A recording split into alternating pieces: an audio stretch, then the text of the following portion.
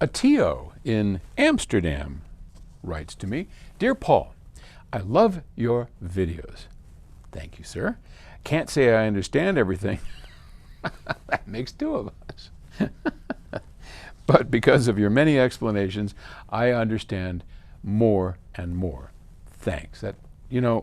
I said this before in the video, that makes it all worthwhile to me. It's one of the reasons I come down here on my own Saturday, record these videos, and just because I want to try and help people understand what turns out to be a fairly complex subject. High-end audio. This is not simple stuff. I've spent the last half century. A half century sounds a lot older than 50 years. But it's what I have done, and I do appreciate it. Okay, he's rambling again. I noticed testing some different speakers and different amps that sometimes I lose a lot of soundstage wideness and depth, but gain a lot of texture presence and rich tone. That makes me wonder, is there a downside to always searching for the best and deepest, widest soundstage?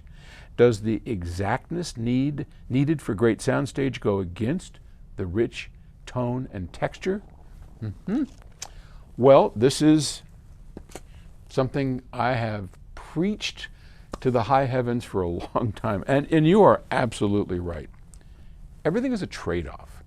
Everything we do in this sport, this great passion of ours, high-end audio, is a trade-off. You have the best speakers in the world, perhaps. You have the best amp and all of that.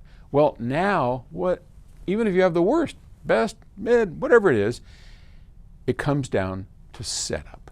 And as you set it up, you're finding the best compromise. So for me, I will take imaging any day as a trade-off over tonal balance and texture. I could set it up for best tonal balance and texture at the expense of imaging. Yep. But that wouldn't float my boat as much. And I could do the opposite. I could set it up for best soundstage, and I'll probably wind up losing a bit. And what's happening is, if you think about it, texture, richness, and all of that, and that tonal balance stuff is when you're pointing the tweeter and the mid-range more directly at your ears.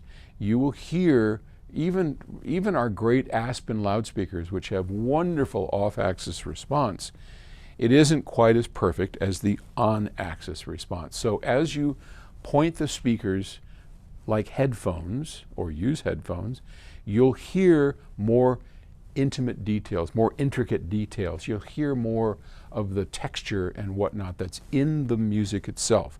But you'll do so at the expense of imaging.